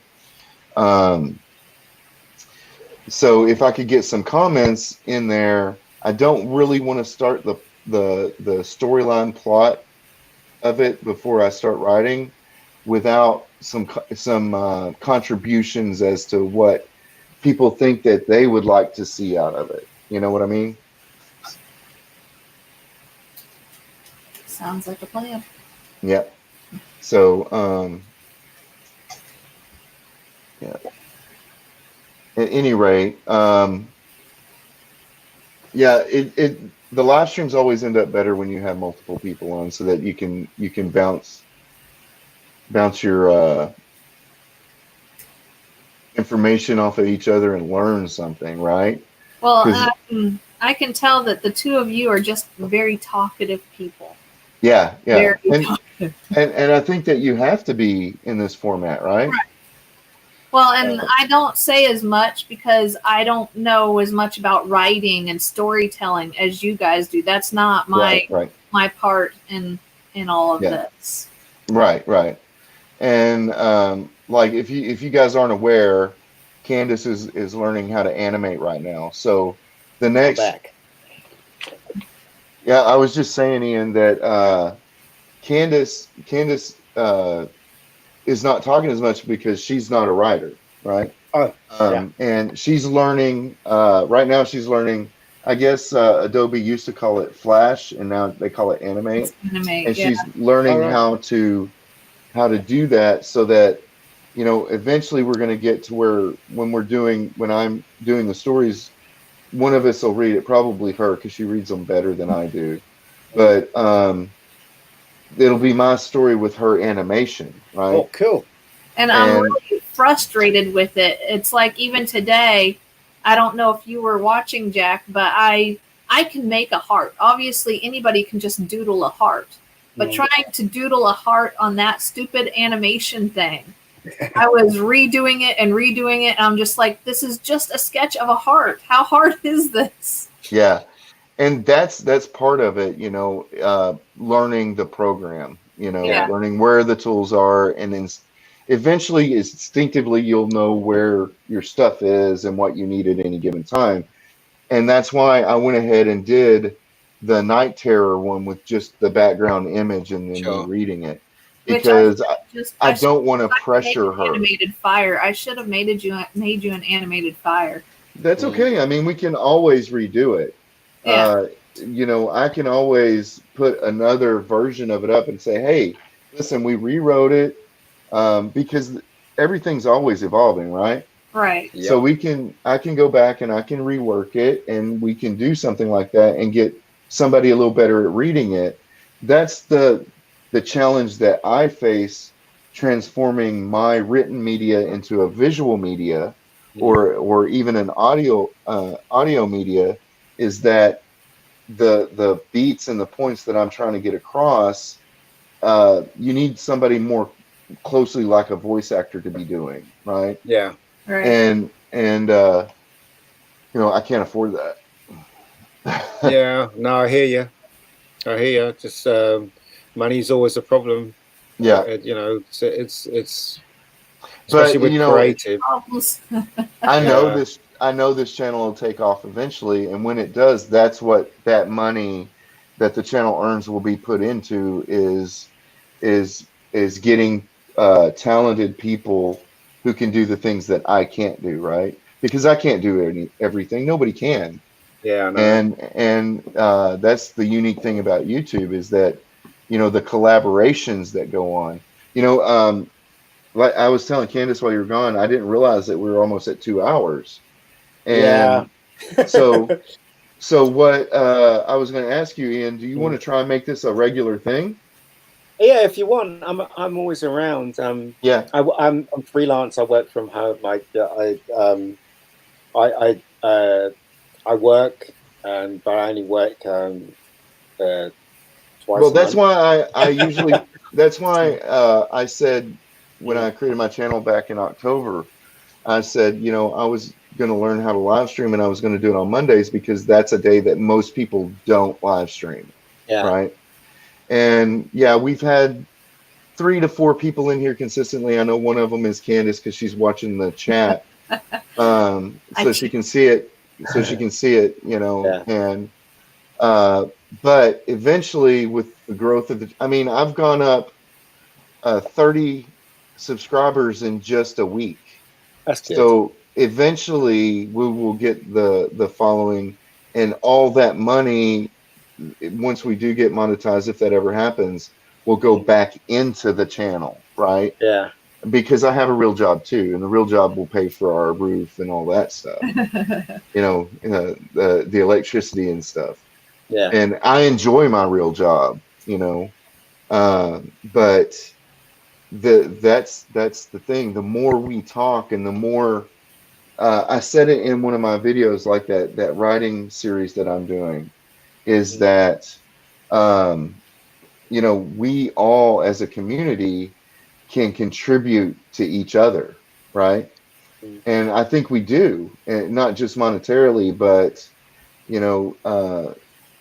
via the chat, via the people email you and give you ideas for videos, and even the community outside that doesn't have a channel that watch and enjoy our stuff are contributors to our channels. Yeah. And I think that's one of the great things about this format. Yes, once you start a YouTube channel, you just can't stop, I guess, because if you stop and you lose audience, so momentum. Yeah. It's like that's a bit of pressure on you, though. Yeah, but if like that's the reason I did the writing series, is because I don't have a story ready, in a final draft version to put another video out. But like I told Candace, one of my New Year's resolutions, and the only one I've ever stuck to longer than a week, was that I wanted to do at least one video or one live stream per day. Yeah. And then doing the research on that was a really good instinct, because apparently the more successful people do that. They put 1 or 2 videos out every day, and some of them hit, some of them miss, but eventually you build that following up. We only have one more person in the chat right now, and for a while I was the only one in. Yeah, so I think we're at the 2 out. You know, we're at the 2 hour mark. Yeah. So I got that sleep anyway. Yeah, absolutely. And I need to work on some videos. So, but I appreciate you coming on, Ian. I appreciate being for invited. Thank you very much. I mean, you know, I've learned a few things off you, which is quite cool. Yeah, absolutely. And I met the gorgeous Candace. So, okay, what can I say? And everybody, please check out Rebecca Gold. It's a great web series. It's really entertaining. You're only talking to one person, mate. Well, Yeah. I leave my live. I was telling Candace while you were gone, I leave my live streams up, and it looks like a lot of people go back and rewatch them. Yeah, they do. So I'm kind of talking to the future here. I hope. Right. I hope, right? So, Okay. Everybody have a great night. Get some sleep in, and we'll talk to you later. Yeah, All right. nice talking to you guys. See you later. Ta-da. See you later. Bye.